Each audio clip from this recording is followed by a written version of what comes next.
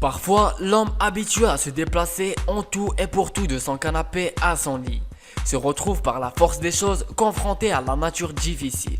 Dès lors, il est proche de la panique. Gardons notre sang-froid. Il est possible de survivre face à la nature, à condition d'être un peu malin. Pour apprendre à survivre en milieu hostile, on vous a préparé un top 10 des conseils pour survivre dans la nature. Même pas peur. Mais avant de commencer, n'hésitez pas de liker la vidéo et de vous abonner à la chaîne, tout en activant la clochette de notification. Commençons par les hauts montagnes.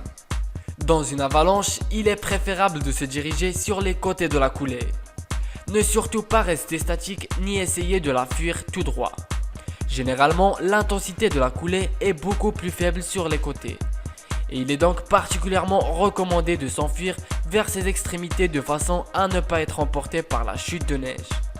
C'est votre meilleure chance, très clairement, même si elle n'est pas sûre de marcher. En cas de chute dans une crevasse, cherchez de quoi faire un feu pour se réchauffer en attendant les secours. Et non, il ne risque pas d'y avoir du bois sec. En revanche, vous avez votre portable, qui de toute façon ne capte pas et sert donc à rien. Il peut servir à allumer un feu. Il suffit pour ça d'en sortir la batterie et de la transpercer avec ce qu'on trouve. Normalement, une fois la batterie éclatée, un feu se déclencha. N'hésitez pas à faire brûler des trucs qui peuvent durer, comme votre sac, mais pas votre manteau, sinon vous allez avoir froid. Dans la jungle, trouvez un refuge en hauteur. Si vous vous trouvez dans la jungle amazonienne, rappelez-vous que globalement, le danger vient d'en bas. Si vous devez monter un abri, vous ne voulez pas qu'il soit envahi de bestioles qui piquent et tuent, de serpents, d'araignées ou faire les frais du passage d'un puma. Bref, montez dans les arbres de jour et essayez de vous protéger de l'extérieur par tous les moyens. Il y a des bestioles dans les arbres, y compris des serpents, mais pas de crocodiles et pas de félins. Bref, c'est votre meilleur atout. Si vous ne pouvez pas grimper aux arbres, essayez au moins de surélever votre campement via un tas de bois ou ce que vous trouvez. Ne pas marcher pieds nus ni toucher les arbres sans regarder. Oui, vous allez me dire que les Indiens d'Amérique, eux, vont pieds nus. Mais ce n'est pas le meilleur choix. Le meilleur choix, c'est limite de porter des gants. Les tarentules, par exemple, vivent dans les creux des arbres. Donc, il ne faut pas s'accrocher à leur tronc. De jour, essayez de trouver une rivière et de suivre son lit. Ok, il y a des anacondas et des crocodiles dans le coin, mais en général, les villages sont situés près des rivières, et celles-ci finissent par se jeter dans des fleuves où il y a du passage. Dans la savane, là vous attendiez sûrement un conseil à propos de trouver de l'eau. Et oui, l'eau, vous le savez, c'est important. Si vous ne foutez rien de vos journées, vous mourrez en 5 jours sans eau. Mais si vous bougez, au bout d'une journée et demie, vous claquerez. Donc cherchez de l'eau par tous les moyens et rationnez-la. Regardez la végétation. Plus elle est abondante et verte, plus vous pouvez être sûr que vous vous situez près d'un point d'eau. Par contre, attention, vous n'êtes pas les seuls à avoir besoin d'eau. Et vous n'avez probablement pas envie d'aller en chercher en même temps qu'une lionne.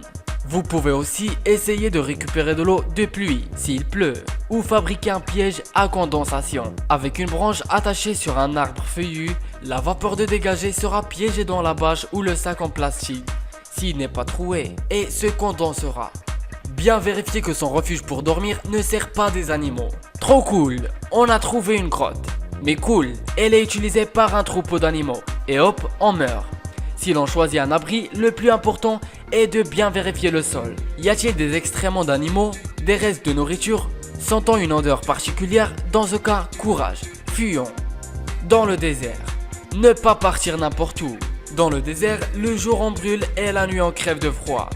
Si vous vous retrouvez perdu dans le désert suite à une panne de bagnole, restez près de votre bagnole jusqu'à ce que quelqu'un passe. Mais si vous tentez absolument à vous éloigner, choisissez plutôt de rebourser chemin plutôt que de partir à l'aventure. Quoi qu'il en soit, le mieux est encore de faire brûler ses pneus et de démonter ses phares pour les braquer vers le ciel en priant pour du secours. Si toutefois donc vous vous éloignez, balisez votre chemin façon petit poussette parce que sinon vous allez tourner en rond et mourir. S'abriter pendant la journée. Entre 10h et 16h, il est primordial de s'abriter, de trouver de l'ombre ou de s'enterrer dans le sable avec une couverture de survie. Ainsi, on ne perdra pas tout son eau en transpirant. Attention, toutefois à ne pas tomber sur un scorpion, ça serait pas de bol. Si l'on souhaite se déplacer et chercher de l'aide, il est impératif de le faire au petit matin ou avant que la nuit tombe. En absence de lune, on se perd dans le désert. En cas de grand froid, se protéger du vent. Le pire ennemi en cas de froid, c'est le vent, y compris en Sibérie. On peut survivre à moins 20 degrés, mais pas à moins 20 degrés avec un vent d'enfer. Il faut bien protéger son visage avec un coupe-vent, plutôt que d'accumuler les couches. De même, il est impératif de protéger ses extrémités.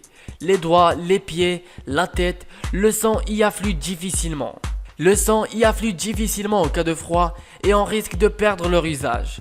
De même, les habits que l'on porte doivent être suffisamment lâches pour ne pas faire étau. Enfin, le mieux est de se déplacer pour échapper à la congélation. Il faut aussi savoir que le corps va s'adapter. Il ne faut surtout pas paniquer tout de suite. Le corps humain s'adapte. Et il est capable de survivre même quand la température corporelle atteint quelque chose comme 17 degrés. Mais il faut y aller doucement et la panique n'aidera pas. On vous dit pas que vous serez en forme à 17 degrés, mais que vous avez des chances de survivre.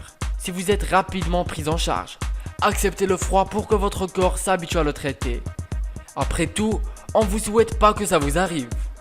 Voici la fin de ce top 10 des conseils pour survivre dans la nature. Laissez-nous un commentaire en bas de la vidéo en mentionnant parmi lesquels de ces endroits vous pourriez y camper. On vous donne rendez-vous dans une prochaine vidéo. À bientôt.